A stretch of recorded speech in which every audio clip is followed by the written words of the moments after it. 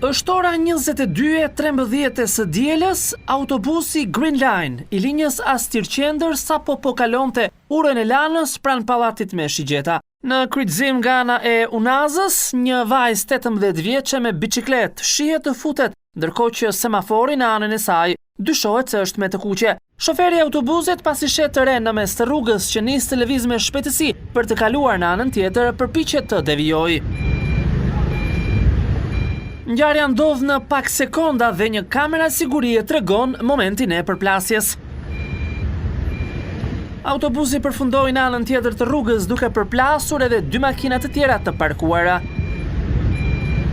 E reja 18 vjeçe raportohet se ka fraktura të shumta, por e ka kaluar rrezikun ndërsa u lënduan edhe 3 pasagjerë, të cilët po marrin mjekim te Spitali i Traumës. Disa orë pas aksidentit, policia bën me dije se arrestoi shoferin, i cili është në akuzë për shkelje të rregullave të qarkullimit rrugor. 8 orë pas kësaj ngjarjeje të rëndë që vetëm fati deshi të ishte pa fatalitet për 18 vjeçaren, një tjetër aksident i rëndë ndodhi në Tiranë. Një grua 49 vjeçe u përplas për vdekje pranë ish sheshit Shqiponja teksa tentoi të kalonte në anën tjetër të rrugës. Përplasja ishte e fortë dhe 49 vjeçaria ndroi jetë në vendngjarje. Shoferi 30 vjeç u shoqërua për të sqaruar situatën. Paraditja regjistroi tjetër aksident me vdekje, kësaj here në fshatin Strum, në aksin Roskovec-Berat. Makina me drejtues Jamar Bërtorën përplasi Gëzim Xhokën, që po lëvizte me biçikletë i cili nuk mundi të mbijetojë.